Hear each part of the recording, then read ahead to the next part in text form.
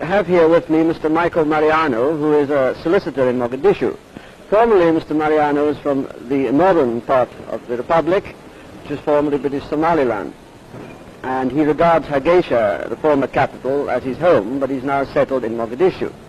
Mr. Mariano, I was wondering if you can tell us if you support fully the government's action in breaking off diplomatic relations with Britain. As a member of Parliament, I support the government in this action of theirs.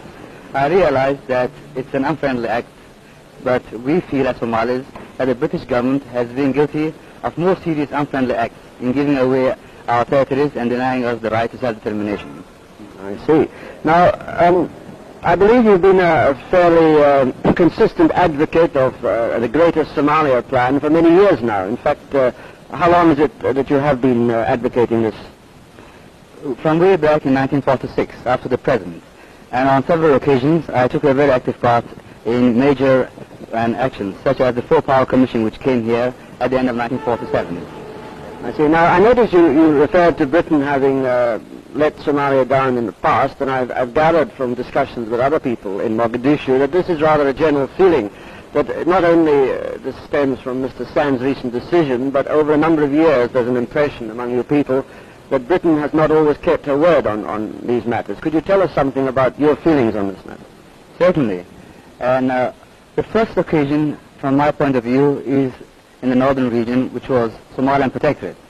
There, in 1897, the British government made a treaty with Ethiopia, whereby it gave Ethiopia a huge slice of our territory, despite the fact that the British government had entered into treaties with the people of the Somaliland Republic, and assuring them of the British government's protection until they reached independence.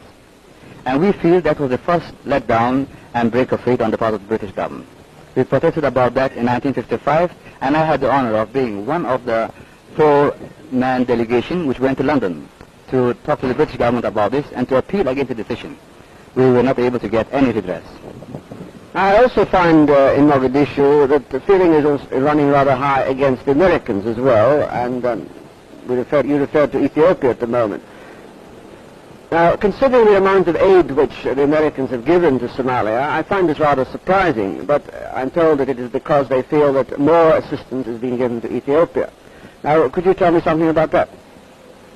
From our point of view, and the fact is that the American government has given arms in such quantities and of such good qualities that it has placed the Ethiopian government in a predominantly strong position vis-a-vis the Somali Republic and Somali people. And we feel that this aid, which was not extended to us, and gives an unfair advantage to the Ethiopians, and thereby, because of our unfriendly feeling towards Ethiopia, we feel that the Americans are doing us harm by supporting the Ethiopian government so strongly.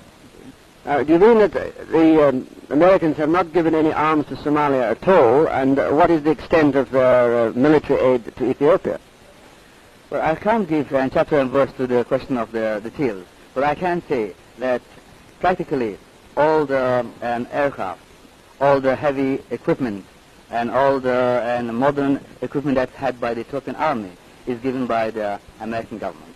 We know that hundreds of tons of material come through Djibouti from the United States for Ethiopia. We haven't had any yet.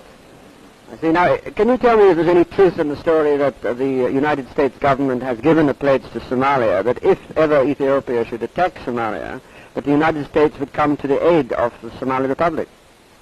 I haven't heard it, and I don't think it exists. I see. Thank you very much, Mr. Mariano.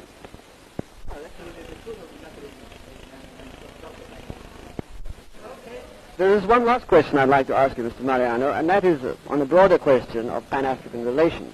There's a feeling among some other African states that Somalia has tended to rather isolate herself from the rest of Africa, particularly the Pan-African movement that is very strong today. And I think in Moshi there was a rather unfortunate incident which tended to give some grounds to this.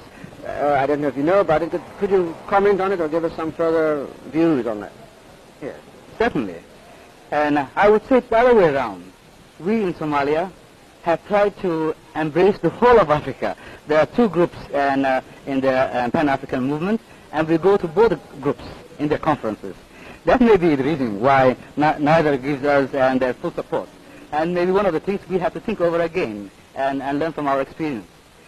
In the case of Moshi, and I feel there, it is a question of everyone having in their minds the energy question.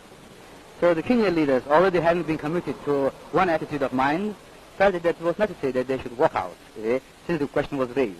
And our delegate there felt that that was an opportunity at which he could explain the point of view of the Somali people, and he took the opportunity. I feel that there is a lot of propaganda due to misunderstandings and wrong emphasis and perhaps wrong information. And we've got to go a long way before we can, each of us in the East African group, really understand each other's problems, and from understanding only can come tolerance. Thank you very much.